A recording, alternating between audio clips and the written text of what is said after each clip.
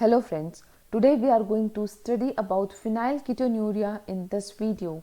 Welcome to the channel Learn with me और मैं हूँ शीलू पचौरी। इस वीडियो में आज हम बात करेंगे phenylketonuria के बारे में। phenylketonuria एक जेनेटिक डिसऑर्डर है। जेनेटिक डिसऑर्डर मतलब अगर पेरेंट्स को है तो उनके बच्चों को भी होगी, या फिर पेरेंट्स में उनके रेसेसिव जीन्स हैं तो बच्चों को होने की चांसेस हैं। And it is a case of inborn error, that means जब बच्चा प्रोड्यूस होगा या फिर बच्चे के बर्थ से ही इसमें डिसऑर्डर्स होंगे। And it is error of metabolism results in the mental retardation. Now what happens, हमारी बॉडी में एक अमीनो एसिड होता है जिसका नाम है फिनाइल एलेनिन। फिनाइल एलेनिन ये हमारी बॉडी में या तो हमारे खाने के थ्रू जाएगा या फिर हमारे टिश्यूज़ में जो ब्रेक डाउन होते हैं उनसे या अमीनो एसिड्स जब हमारी बॉडी में आते हैं तो उनका मेटाबॉलिज्म होता है और वो दूसरे कंपोनेंट में कन्वर्ट होकर बॉडी से बाहर चले जाते हैं। पर जिन इंडिविजुअल्स को फिनाइलकीटोन्यूरिया है उनकी बॉडी में ये फिनाइल एलेनिन एक्यूमुलेट होता रहता है। अभी कैसे होता है?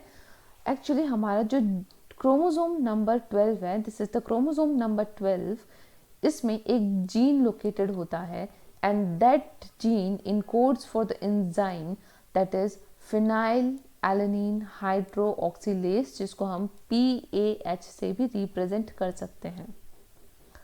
कभी कभी इस जीन में अगर म्यूटेशन हो जाता है और उसके नॉर्मल कैरेक्टर्स चेंज हो जाते हैं बिकॉज ऑफ दैट म्यूटेशन, तो वो फिनिल एलेनिन हाइड्रोक्सिलेज का प्रोडक्शन बंद कर देता है या फिर वो हॉल्टर हो जाता है, जिसके कारण ये एंजाइम्स बॉडी में बनना बंद हो जाते हैं और इनका एक्यूमुलेशन शुरू हो जाता है।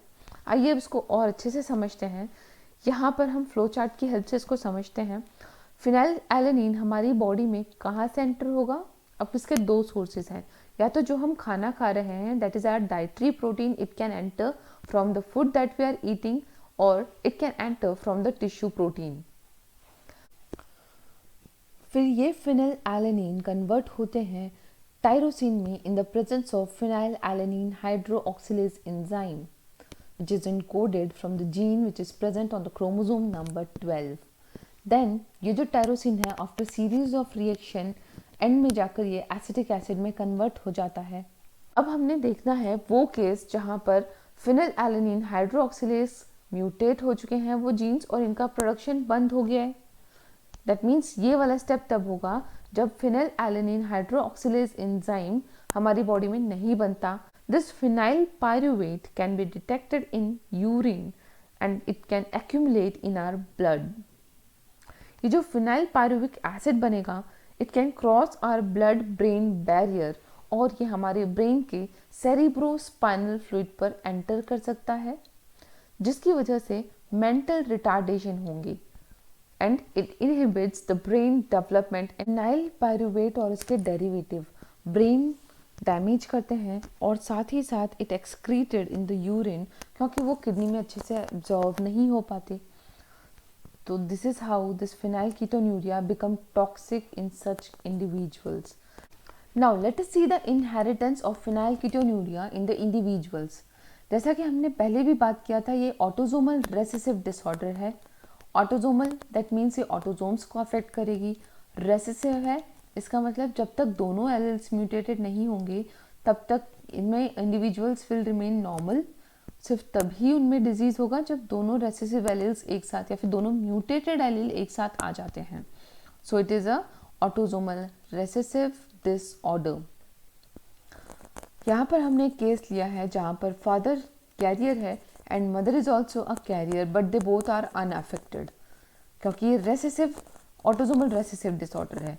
तो यहाँ पर फादर के जीन्स हैं capital R small R. Capital R से हम रिप्रेजेंट करते हैं नॉर्मल एलील को और स्मॉल आर से हम रिप्रेजेंट कर रहे हैं म्यूटेटेड एलील। इसका मतलब इनकी बॉडी वो वाले एलील्स जिसमें म्यूटेशन हुआ है और ये PAH that is phenyl alanine hydroxylase enzyme का प्रोडक्शन नहीं कर पा रहे। सेम चीज़ यहाँ पर भी है, ये अपने हेटेरोजाइगस में है, कैरियर है और एक एलील नॉर्मल है, दूसरा एलील म्यूटेटेड है जो कि फिनाइल एलेनिन हाइड्रोक्सिलेज नहीं बना पाता। इनकी जब क्रॉसिंग होगी और इन दोनों के बीच में मेटिंग होगी तो जो ऑफस्प्रिंग्स प्रोड्यूस होंगे उनमें कितनी पॉसिबिलिटीज़ है उसे हम समझते हैं with the help of Punnett square. Now this is the Punnett square. On one side we have written the gametes of male and on this side we have written the gametes of females. इन दोनों के बीच में जब fusion होगा तो फिर capital R और capital are combine होंगे. ऐसे इंडिविजुअल्स कंप्लीटली नॉर्मल होंगे और इनकी बॉडी में कोई भी डिफेक्टेड एलिल या फिर म्यूटेटेड एलिल नहीं होगा. This is the first case जहाँ पर दोनों कैपिटल आर और कैपिटल आर है. Now the capital R and small R will combine to produce capital R small R और यहाँ पर भी एक कैपिटल आर स्मॉल आर कम प्रोड्यूस होता है इस आर और इस कैपिटल आर के कॉम्बिनेशन से. तो we have such two cases जो कि अपने हेट्रोजाइगस कंडीशन पर हैं. ऐसे इंडिविजुअल्स अपने पेरेंट्स की तरह कैरियर होंगे, ये खुद अनअफेक्टेड होंगे पर इनके भी जब प्रोजेनीज प्रोड्यूस होंगी तो उनमें डिजीज या फिर डिसऑर्डर होने के चांसेस हैं. And the last case is this small r and this small r will combine to form two small r's. और small r's क्या थे? Mutated alleles. तो ऐसे individuals हो जाएंगे affected from phenylketonuria. ये जो phenylketonuria है ये एक्चुअली जब कोई इंडिविजुअल बर्थ या फिर जब बॉर्न होता है तब से ही उनकी बॉडी में ये डिजीज शो होते हैं. ये कम्प्लीटली क्योरेबल नहीं है पर अगर अर्ली स्टेज में हम इसको डायग्नोस कर लें तो न्यूबॉर्न बेबीज़ की डाइट को कंट्रोल करके उनकी बॉडी में हम फिनाइल एलेनिन का लेवल कंट्रोल कर सकते हैं. कि हमने आपको पहले भी बताया कि phenyl alanine which is an amino acid यह हमारी बॉडी में एक्यूमुलेट होता रहता है अगर फिनाइल एलेनिन हाइड्रोक्सिलेज एंजाइम नहीं बन रहा और फिर यह हमारे ब्रेन को डैमेज कर रहा है. अब ऐसे इंडिविजुअल्स इस टाइप के जिनके बॉडी में फिनाइलकीटोन्यूरिया है उनको हम कैसे क्योर कर सकते हैं?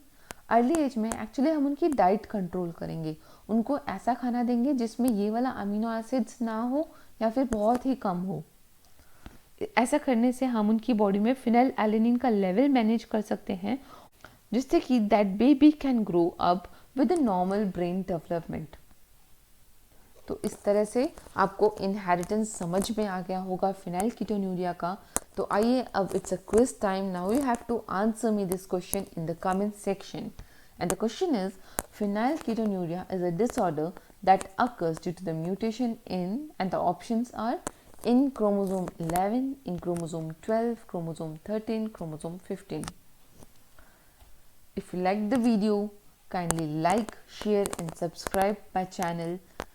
Thanks for watching Learn with me. Bye bye. Take care.